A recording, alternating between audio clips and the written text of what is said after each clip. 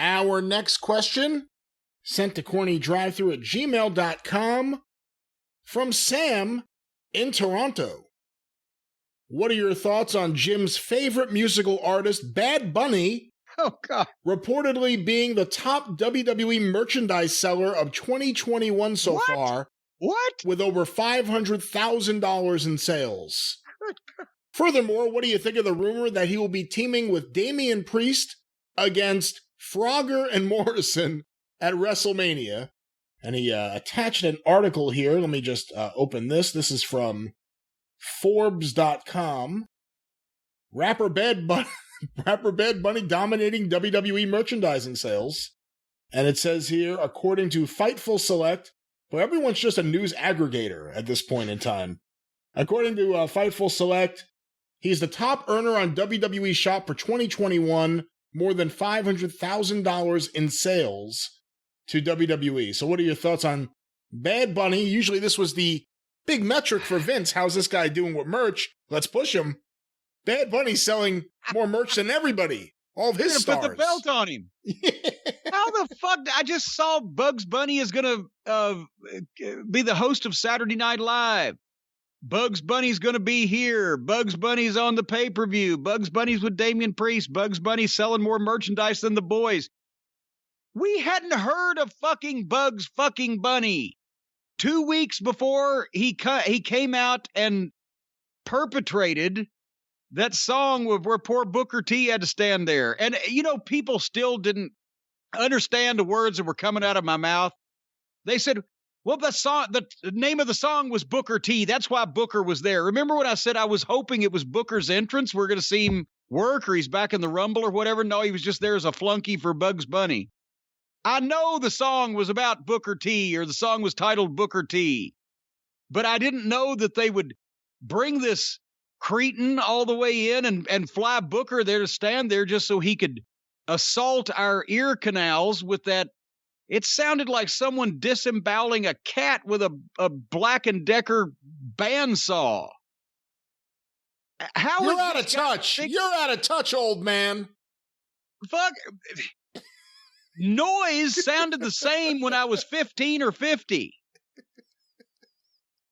And so how has this guy become so hot suddenly when we had never heard of him the week before this goddamn pay-per-view, and then now suddenly he's on everything? And has he done anything that doesn't sound like Booker T, the song, where I could listen to it to get a second opinion? Or does it all sound like that? I'm not terribly familiar with his body of work, I must admit. So I can't answer that question. His body of work probably looks like Frank Nitty's floating in the fucking East River. Well, what do you think about the idea that he's selling more merch than all of the WWE superstars? Well, it's either a sad indictment on the level of stars that they're not making these days, or a sad indictment on the general music buying population in the country. One or the other. I'm not sure which. I mean, they have no stars, so I can believe that this guy from the music world would suddenly sell more merchandise, but at the same time, having heard his music, I'm very perplexed and bumfuzzled as to how he got to be a star in the music world. Him being a star in the music industry, a big, big star right now, do you think he gets the same royalty rate on his merchandise that the wrestlers are getting? I have a feeling if this guy is so big and so important to them and has this following and blah, blah, blah, that this guy also has probably an agent a step ahead of most of the boys and negotiated some favorable terms for him to be involved in all of this. I just got a feeling. I don't know it for a fact, but I know it's true.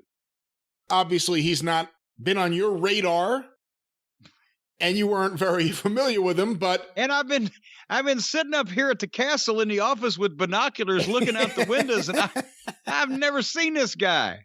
But we do know that he has a following, that he's now the biggest merch seller they have, and also that he, as you said, I didn't even know this, will be on Saturday Night Live, which is a big national television spot still to this day. The idea, if it is true, that they're going to put him with Damian Priest in a match against Miz and Morrison, do you think that's good for Damian Priest, that they think that he should be involved with this guy who they obviously see as a major star? Well, is that a good sign for Damian Priest? Yes, actually it is. It's not a good sign for the match. And if we watch it, I'm sure we probably won't enjoy it because they must monitor these shows. I love Austin Theory, so they stick him with Johnny Sameface. Oh, did you hear about what just happened to him? I didn't hear. So there was an NXT takeover last night as we are recording that we decided not to review. Decided, yeah, we looked at the lineup and said, nah. Several things happened. Apparently, a lot of people loved the Finn Balor-Pete Dunne match. Not surprising. Apparently, Adam Cole turned on Kyle O'Reilly. But the other thing that a lot of people sent in, based on recent comments we've made about it happening in AEW. And went in there and they broke the Undisputed Era up. I love them as a group. They break them up. Well, the big news, Austin Theory kidnapped by Dexter Lumis. No. Is this a rib? It's another kidnapping in professional wrestling. How many kidnappings does that make in the last 2 weeks in pro wrestling? Which backstage area do you think is more dangerous, AEW or NXT? It's a toss-up. But anyway, where I was going with that was, I love Austin Theory. They stick him with Johnny Sameface. I love Damian Priest, so now to watch Damian Priest, I got to watch Bugs Bunny. He killed a wabbit, he killed a wabbit, he killed a wabbit. Now we dead. What do you think is more intimidating? A wrestler saying in his promo, "I'm a bad boy," or the guy being able to say, I'm a bad bunny.